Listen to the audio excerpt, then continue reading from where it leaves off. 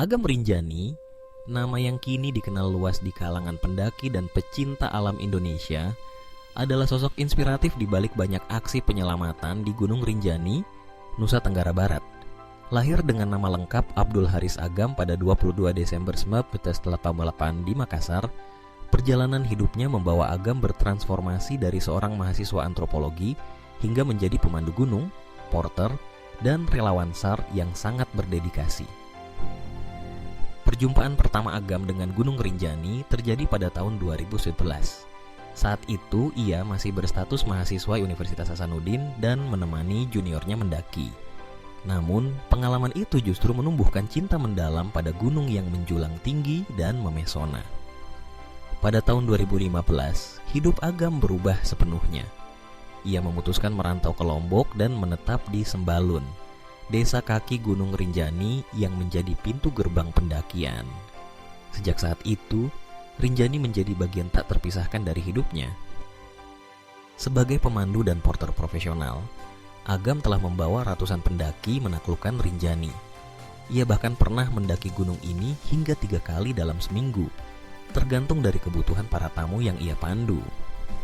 Dengan rekam jejak lebih dari 524 kali mendaki dan 352 kali mencapai puncak Rinjani hingga tahun 2024, pengalaman dan kecintaan Agam pada gunung ini tak perlu diragukan lagi.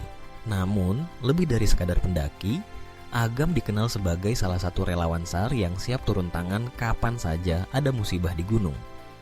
Salah satu aksi penyelamatan paling fenomenal yang melibatkan Agam terjadi pada Juni 2025, ketika seorang pendaki asal Brasil, Juliana Marins, terjatuh ke jurang sedalam hampir 600 meter di sekitar Danau Segara Anak. Begitu kabar kecelakaan itu tersebar, Agam segera bergabung dalam tim penyelamat, tanpa ragu mengambil risiko menuruni tebing curam demi menjangkau korban. Proses evakuasi yang dilakukan tim SAR, termasuk Agam, tidaklah mudah. Medan terjal dan kedalaman jurang menuntut keberanian serta keahlian khusus. Bersama 3 anggota tim lainnya, Agam menuruni lereng curam pada malam hari. Mereka bahkan harus bermalam di pinggir tebing bersama jenazah Juliana, hanya beralaskan perlengkapan seadanya dan mengandalkan tali pengaman agar tak jatuh lebih jauh. Dari pengalaman itu, Agam membuktikan bahwa dedikasi dan keteguhan hati mampu menaklukkan tantangan alam yang paling sulit sekalipun. Aksi heroik Agam mendapat apresiasi luas, baik dari dalam maupun luar negeri. Warganet Brasil yang mengikuti perkembangan kasus Juliana Marins menggalang donasi sebagai bentuk terima kasih dan penghormatan untuk Agam. Dana yang terkumpul mencapai lebih dari 1 miliar rupiah yang rencananya akan digunakan untuk pengadaan alat keselamatan pendakian dan mendukung program reboisasi di kawasan Rinjani. Agam juga mendapatkan piagam penghargaan dari Kementerian Lingkungan Hidup dan Kehutanan atas dedikasinya dalam upaya penyelamatan pendaki. Namun, di balik sorotan publik, Agam tetap rendah hati dan menekankan pentingnya kerja kolektif tim SAR. Ia menyadari bahwa keberhasilan evakuasi tidak lepas dari peran seluruh anggota tim, dari pemandu, porter, hingga petugas Taman Nasional dan polisi hutan.